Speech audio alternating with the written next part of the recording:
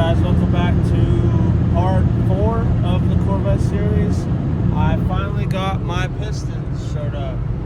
So currently driving out to Matsu Valley here in Alaska, out to the machine shop. So we're gonna get this stuff dropped off. I got all my pistons, crank, rods, bearings, all that stuff, and drop it off the machine shop, and hopefully the machine shop is gonna have a quick turnaround. I think a week would be awesome. I doubt a week's gonna happen, but less than 2 weeks, otherwise I'm probably not getting the car together. So I'm gonna drop this stuff off and then get back to putting everything together. I have a whole week. There's other stuff I need to do to this thing. One is, which I'll probably start now, I gotta pull the wheels off, adjust the e-brake inside the hat, because it pulls and it's like, oh, it's stiff, it should work, and it does nothing. So I gotta reset those shoes so that I can park on this, because I think I had it in a video, I'm not sure though. The way I was securing this car on the trailer was I would basically hook a hook in here, pull back, and ratchet strap it to the back to hold the e-brake. Well, there's a bushing right there that I blew out doing that. So if you look at the movement, that's all side to side. So it correlates a lot to the top. I mean, that's probably almost an inch side to side, but yeah. So I want to replace that. Both those bolts are tight. I have checked and done that jazz. So anyways, it might just be a skateboard bearing, I'm not sure. Aside from that, I gotta cut up the hood. I don't know the company off the top of my head.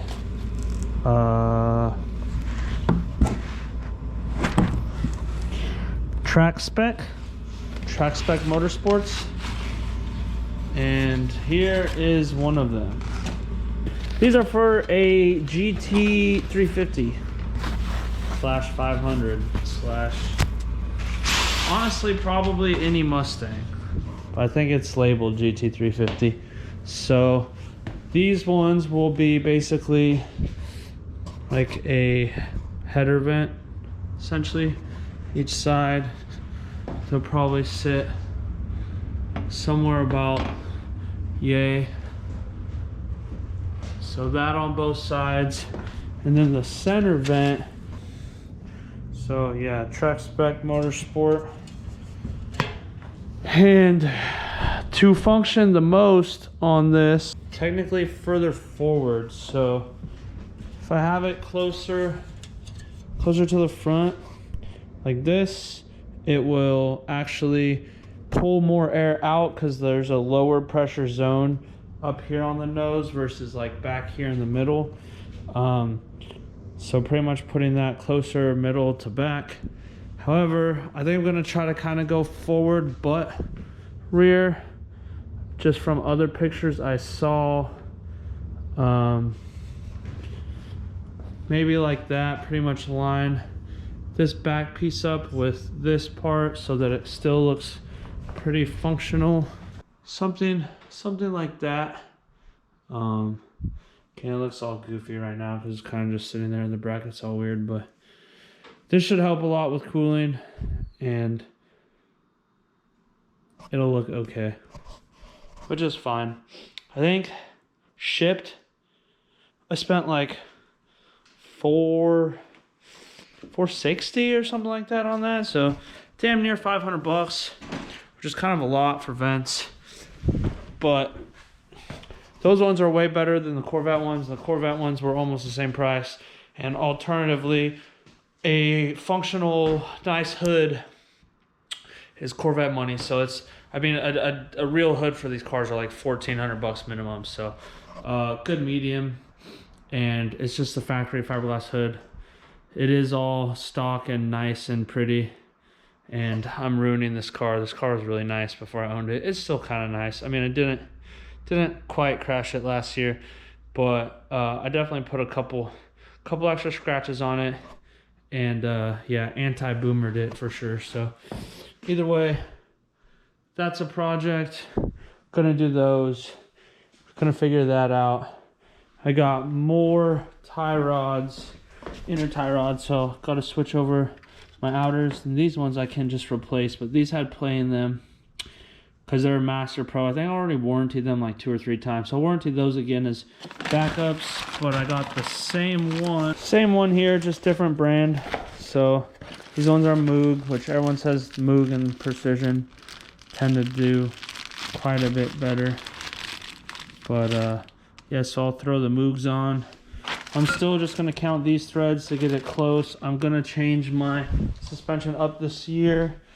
This is a 0 Ackerman plate, which I'm going to change to a 1 Ackerman plate, basically the next notch over, and then go 0 toe. Because I drove with toe out and 0 Ackerman, which correlated to the car being like really snappy, and going to basically no toe plus a little Ackerman should make the car smoother on transitions. I'm gonna raise the front because it's pretty low.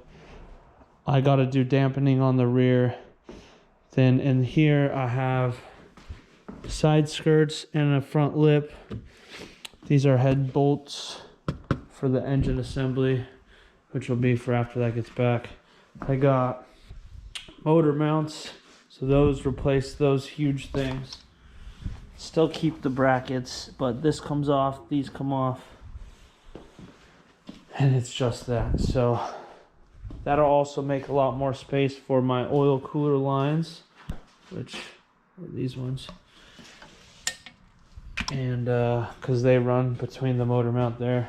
Little update, I've pretty much done nothing that I just told you I was gonna do. I think, maybe, I don't know. I just started somewhere and kept going and ended up, there's a trans cooler line, because I basically deleted that. This new, old new trans, the trans that's in it now doesn't have the cooler. The trans that came with the car did. And those lines have just like been a nuisance. They like been leaking ATF and just random shit. Anyways, I decided to pull the bell housing, which was something I just did that I didn't need to do because I wanted to clean it. But also, I did put the quick bleed line on, so it just bolts up there to the slave, which I did with the bell housing on, which was a huge pain in the ass. So if you can just take that off, that'll be way nicer. Deleted some more stuff. I pulled all the AC stuff out, so opened up some of that. But I might make today my stopping point.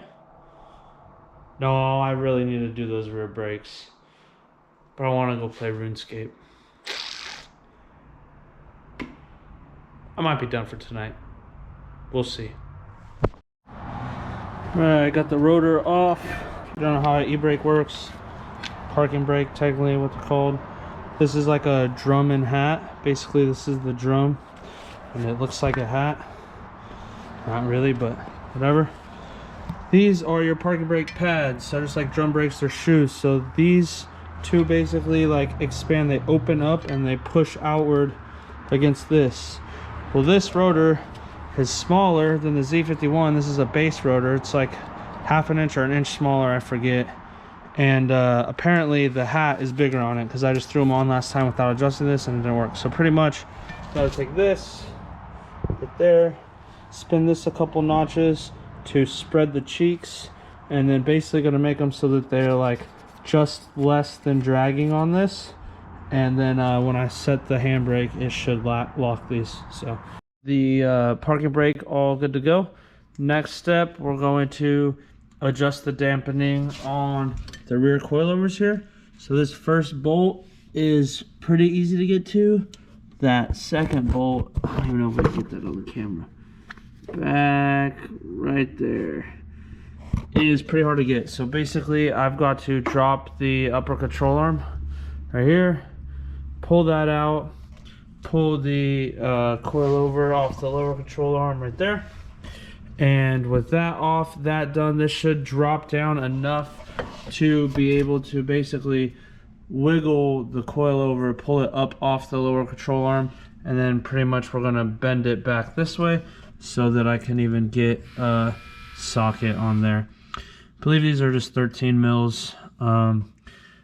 These are silvers when you install them.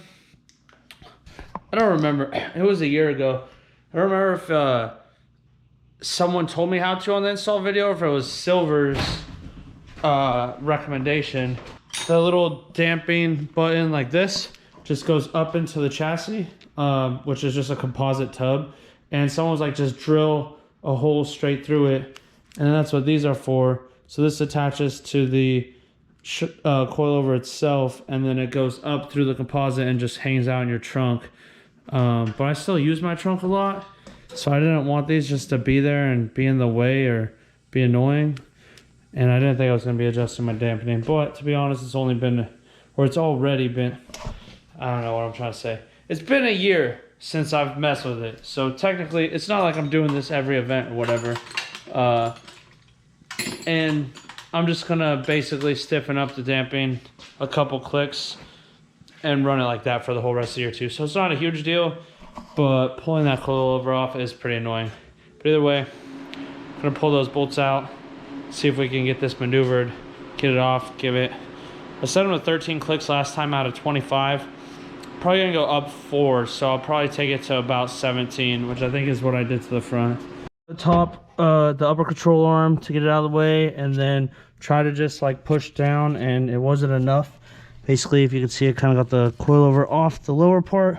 So I just undid the bottom. Well, I haven't fully taken the bolts out yet. Undid the bottom, pulled the caliper off, and pretty much just gotta pull this down enough. Finally got it to move enough. I just had to clip the zip tie holding the hydro, the extra caliper on, because that was kind of blocking it. And I'm still only like halfway on the bolt, so it was enough to not strip it. Just keep having.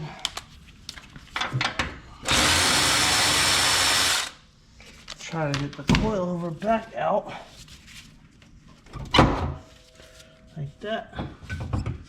And we're doing all of that just to turn this little knob right here, which I believe I'm going to turn to the right 4 clicks. 1, 2, power down, 3, 4. Just to make sure, I'm going to pull this maybe to see if I turned it the right way.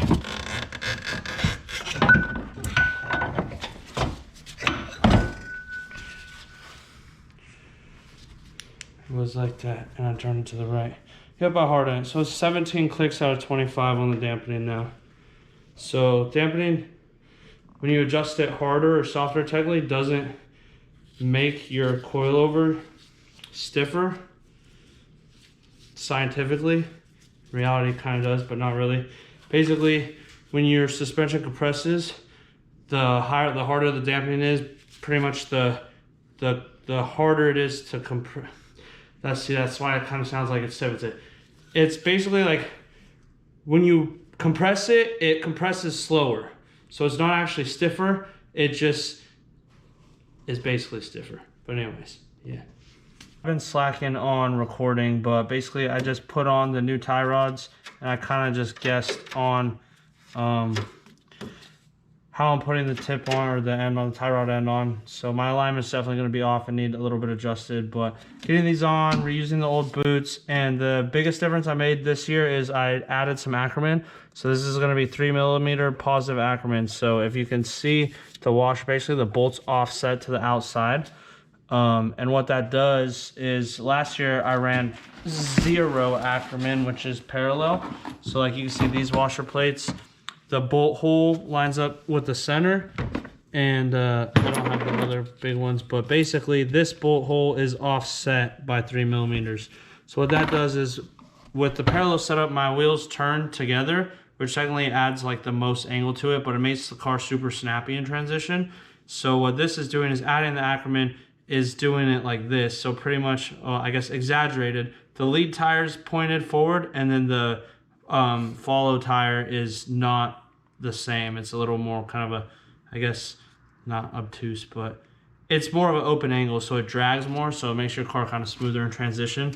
But what that allowed, so with 0, I ran toe out. So basically my alignment was like this, and that made the car like really aggressive and snappy. And then now I'm gonna run 0 toe, so technically the alignment will be like this, but when I turn, they'll be off like that. So it should make it smoother. I'm gonna try it out, and if I hate it, I can always switch back. I mean, it's pretty easy. It's just a tie rod bolt and these washers.